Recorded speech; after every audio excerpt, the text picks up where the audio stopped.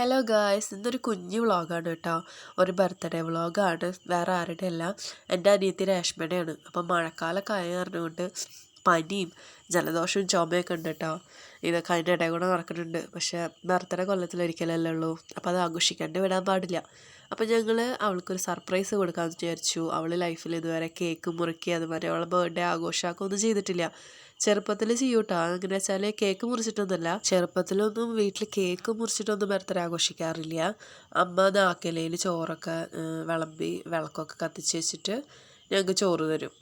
വീട്ടിലെല്ലാവരും പാടെ ഇരുന്നിട്ട്, അതായത് ഞാനും അമ്മയും അച്ഛനും അനിയത്തിയും ഞങ്ങളെല്ലാവരും പാടെ ഇരുന്നിട്ടാണ് കേട്ടോ. വീട്ടിൽ ആരുടെ ബർത്ത്ഡേ ഉണ്ടെങ്കിലും ഞങ്ങൾ ഒരുമിച്ചിരുന്ന് ഫുഡൊക്കെ കഴിക്കും. അങ്ങനെയാണ് ചെറുപ്പത്തിലെ ബർത്ത്ഡേകളൊക്കെ ഉണ്ടാവാറ്. ഇപ്പോഴാണ് ഞാനൊക്കെ ഒരു 4-5 വർഷത്തിന് മുന്നെയാണ് ഞാനൊക്കെ ജീവിതത്തിൽ ആദ്യമായിട്ട് കേക്ക് മുറിച്ചിട്ട് ബർത്ത്ഡേ ആഘോഷിക്കുന്നത്. അത് നമ്മുടെ ക്ലാസ്സിലേക്ക് വന്നു തുടങ്ങിയതിന് ശേഷമാണ് കേട്ടോ. എനിക്ക് ലൈഫിൽ ആദ്യമായിട്ട് സർപ്രൈസ് വന്ന് ശങ്കരേട്ടൻ തന്നെയാണ്. ഇപ്പോൾ രേഷ്മയ്ക്ക് ആദ്യമായിട്ട് ലൈഫിൽ സർപ്രൈസ് കൊടുക്കാൻ പോകുന്നത് ഞങ്ങൾ രണ്ടുപേരും കൂടിയിട്ടാണ്. അതിന് ദൈവത്തിനോട് നന്ദി പറയണു. നമുക്കൊരാൾക്ക് സന്തോഷം കൊടുക്കാൻ പറ്റുക എന്ന് പറഞ്ഞു കഴിഞ്ഞാൽ അത് വലിയൊരു കാര്യമാണ്. ഒരിക്കലും നടക്കാത്ത അല്ലെങ്കിൽ നടക്കാൻ ബുദ്ധിമുട്ടുള്ളൊരു കാര്യമാണ് സന്തോഷം കൊടുക്കുക എന്ന് പറയുന്നത്. നമുക്ക് സങ്കടം കിട്ടാൻ അധികം ബുദ്ധിമുട്ടൊന്നും വരില്ല. ആരെങ്കിലുമൊക്കെ നമ്മളതിനെ എന്തെങ്കിലും കുത്തുവാക്ക് പറയുകയൊക്കെ ചെയ്താൽ മതി. പക്ഷെ സന്തോഷിപ്പിക്കാൻ കുറച്ച് പാടാണ് കേട്ടോ. അപ്പോൾ ഞങ്ങളെ കൊണ്ട് കഴിയാവുന്ന വിധം അവളൊന്ന് സന്തോഷിപ്പിക്കാമെന്ന് വിചാരിച്ചു. അവൾക്ക് ഒത്തിരി സന്തോഷമാവുമെന്ന് ഞങ്ങൾക്ക് മനസ്സിലായിട്ടുണ്ടായിരുന്നു. അപ്പോൾ അവളെന്നെ പിറ്റേ ദിവസം തലേ ദിവസമാണ് കേട്ടോ ഞങ്ങൾ സെറ്റ് ചെയ്യുന്നത്. അവളുടെ ബർത്ത്ഡേ വന്നത് ബുധനാഴ്ച, ചൊവ്വാഴ്ച രാത്രിയാണ് ഞങ്ങളിതൊക്കെ സെറ്റ് ചെയ്യുന്നത്. രാത്രിയല്ല, ഒരു 6 മണിക്കൊക്കെ മുന്നേ. അപ്പോൾ ബലൂണും കാര്യങ്ങളൊക്കെ ഒരു സെറ്റായിട്ട് കിട്ടിയായിരുന്നു. പക്ഷെ അവളുടെ പേര് എഴുതുന്ന ലെറ്റർ മാത്രം കിട്ടിയില്ല. അപ്പോൾ നമ്മൾ വേറൊരു കിൽറ്റ് പേപ്പർ മേടിച്ചിട്ട് അത് സെപ്പറേറ്റ് വെട്ടി ഒട്ടിക്കാണ് കേട്ടോ ചെയ്തത്. എല്ലാം കൊണ്ടും നമുക്ക് പരമാവധി പറ്റുന്ന രീതിയിൽ നല്ലൊരു സർപ്രൈസ് ഒരുക്കി. പിറ്റേ ദിവസത്തേക്ക് വേണ്ടിയിട്ടുള്ള വെയിറ്റിങ്ങിലാണ് കേട്ടോ. അപ്പോൾ എനിക്കാണെച്ചെങ്കിൽ അന്ന് തന്നെ ചൊവ്വാഴ്ച കാലത്ത് തൊട്ടിട്ടാണ് വയ്യായ്ക തുടങ്ങിയിട്ടുണ്ടായിരുന്നത്. അത് കാരണം ഞാൻ ഈ കാര്യത്തിലൊന്നും വലിയ ആക്റ്റീവ് ഒന്നും അല്ലായിരുന്നു. പക്ഷെ എന്തെങ്കിലും ഹെൽപ്പ് ചെയ്യണ്ടേന്ന് വിചാരിച്ചിട്ട് ഞാൻ ബലൂണൊക്കെ വീർപ്പിക്കാൻ വേണ്ടി മാത്രം ഇരുന്ന് കൊടുത്തു കേട്ടോ. അങ്ങനെ ബുധനാഴ്ച കാലത്ത് ഞാനിവിടെ വന്ന് നോക്കിയപ്പോൾ ഭാഗ്യത്തിന് ബലൂണൊന്നും പൊട്ടിയിട്ടുണ്ടായിരുന്നില്ല. കാരണം നമ്മൾ അന്നത്തെ ദിവസം അതൊക്കെ ഡെക്കറേറ്റ് ചെയ്യാൻ നിൽക്കുകയാണെന്ന് വെച്ചെങ്കിൽ സമയം വഴുകും, ചിലപ്പോൾ അവളെങ്ങാനും കയറി വരും, സർപ്രൈസ് പൊളിയും, അങ്ങനെയൊക്കെ ഉണ്ട് കേട്ടോ. ഒരുപാട് കാര്യങ്ങൾ നോക്കണ്ടേ. രേഷ്മ അവിടെ താഴത്തുനിന്ന് വന്നുകൊണ്ടിരിക്കുന്നുണ്ട് കേട്ടോ. അപ്പം ഞങ്ങൾ സർപ്രൈസ് ചെയ്യാൻ പോവാണ്, ഒന്നറിയാത്ത പോലെ.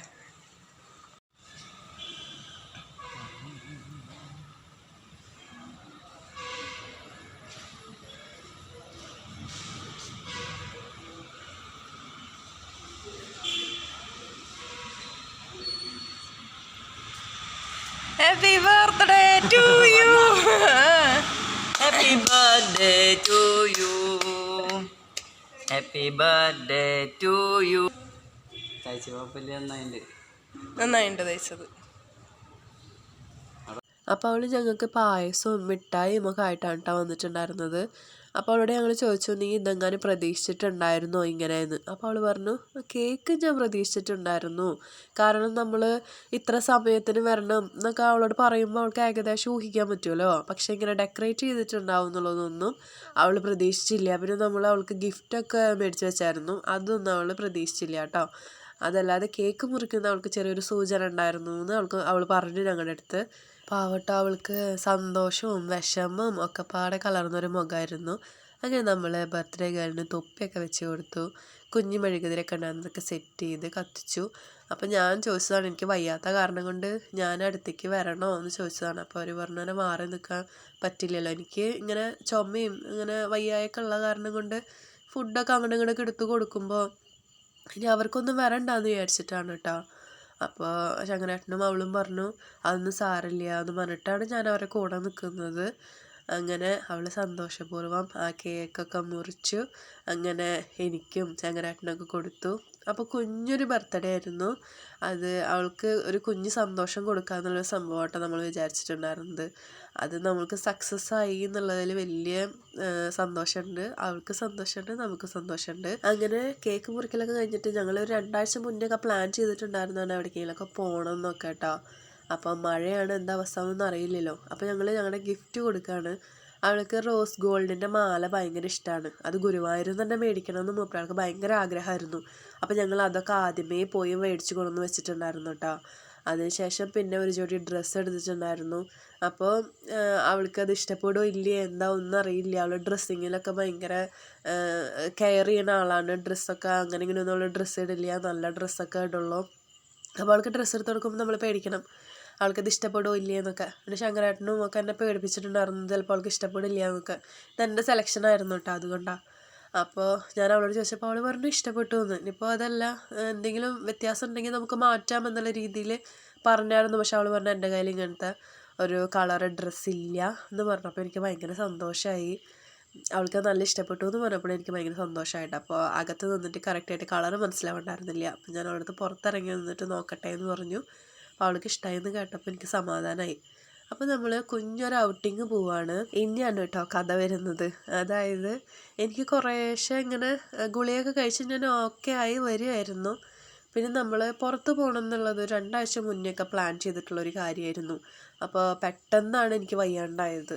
അപ്പോൾ അവളുടെ അടുത്ത് നമ്മൾ പറഞ്ഞിട്ട് പിന്നെ വാക്ക് മാറ്റി പറയുമ്പോൾ സംഭവം അസുഖമായിട്ടാണ്. എന്നാലും അവളുടെ ഭാഗത്തുനിന്ന് ഞാൻ ചിന്തിച്ചു അവൾക്ക് ഫീൽ ആവില്ലേ, അവൾ ജോലിയൊക്കെ ലീവൊക്കെ എടുത്ത് വന്നതാണ് കേട്ടോ. അപ്പം ഞാൻ ഒരുവിധം കുഴപ്പമില്ല ഗുളികയൊക്കെ കഴിച്ച് ഓക്കെ എന്നുള്ള ലെവലിലാണ് പോകുന്നത്. ഞാൻ കാറ്റ് കൊള്ളാതിരിക്കാൻ വേണ്ടി മാസ്ക് വെച്ചാലോ എന്നൊക്കെ വിചാരിച്ചു. പക്ഷെ എൻ്റെ ശ്വാസം തന്നെ എനിക്കെടുത്തിട്ട് ഭയങ്കര അസ്വസ്ഥത ആവുന്നുണ്ടായിരുന്നു.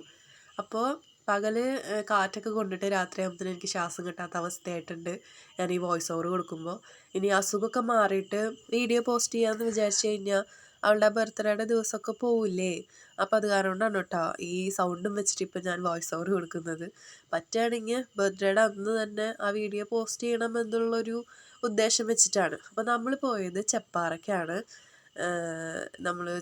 ഞാൻ മുന്നേ പോയിട്ടുണ്ട് ശങ്കരേട്ടൻ്റെ മാമയുടെ കൂടെ. അവരെ സ്റ്റിച്ചിങ് യൂണിറ്റിലെ കുട്ടികളൊക്കെ ആയിട്ട് ഞാൻ പോയിട്ടുണ്ട് കേട്ടോ. ഇവർ പോയിട്ടില്ല. അപ്പോൾ അവളെന്നെ കാണിക്കാൻ വേണ്ടി കൊണ്ടുപോയതാണ്. അവൾ കാണാത്ത ഒരുപാട് സ്ഥലങ്ങളുണ്ട് നമ്മുടെ ശോഭ സിറ്റി.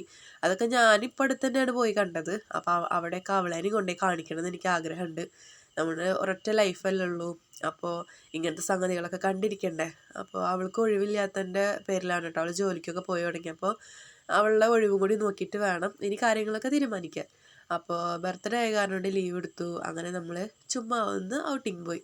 അപ്പോൾ അവൾക്ക് അതും ഭയങ്കര സന്തോഷമായി. ഞങ്ങൾ അവിടെ വന്നിട്ട് കുറേ ഫോട്ടോസും വീഡിയോസും അതുമാതിരി യൂട്യൂബിലുള്ള ഷോർട്സും ഇൻസ്റ്റാഗ്രാമിലുള്ള വീഡിയോയും ഒക്കെ എടുത്തായിരുന്നു കേട്ടോ.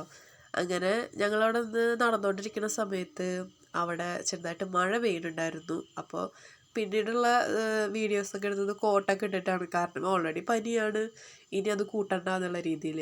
അപ്പം ഞാൻ മുന്നേ പോയിട്ടുണ്ടായിരുന്ന കാരണം കൊണ്ട് എനിക്കതൊരു പുതുമയായിട്ട് തോന്നുന്നുണ്ടായിരുന്നില്ല. രണ്ടാമതല്ലേ ഞാൻ പോകുന്നത്. അപ്പോൾ ശങ്കരേട്ടനും രേഷ്മയ്ക്കൊക്കെ അത് ഭയങ്കരമായിട്ട് ഇഷ്ടപ്പെട്ടു. പിന്നെ അവിടെ കുഞ്ഞിന് കുളം ഉണ്ടായിരുന്നു. ആ കുളത്തിൻ്റെ അവിടെയൊക്കെ പോയിട്ട് ഞങ്ങൾ ഡാൻസും റീൽസൊക്കെ എടുത്തായിരുന്നു കേട്ടോ. അങ്ങനെ കുറച്ച് മരുന്ന് കഴിച്ചിട്ട് കുറച്ച് ഉഷാറൊക്കെ ഉണ്ടായിരുന്ന ഞാനായിരുന്നു. ഞാൻ അവിടെ നിന്ന് കാറ്റൊക്കെ കൊണ്ട് വീട്ടിലേക്ക് എത്തിയപ്പോഴത്തേനും നല്ലോണം ടയേർഡായി. ഇനി രാത്രിയാകുമ്പോൾ ഉറങ്ങാൻ പറ്റുമോ എന്താ കഥ എന്നൊന്നും അറിയില്ല. എന്തായാലും അവൾ ഹാപ്പിയാണ്. അപ്പം ഞങ്ങൾ ഹാപ്പിയാണ്. നമ്മൾ കുറച്ച് സന്തോഷങ്ങൾക്ക് വേണ്ടി കുറച്ച് സങ്കടപ്പെടാം അല്ലേ. അങ്ങനെ ഞങ്ങൾ കുറച്ച് നേരത്തെ കാഴ്ചകളൊക്കെ കണ്ട് താഴെ വന്ന് ചായയൊക്കെ കുടിച്ച് വീട്ടിലേക്ക് തിരിച്ചു പോന്നു. അപ്പോൾ ഇന്നത്തെ ഒരു വീഡിയോ ഇതായിരുന്നു കേട്ടോ. അപ്പോൾ ബൈ ഗൈസ്.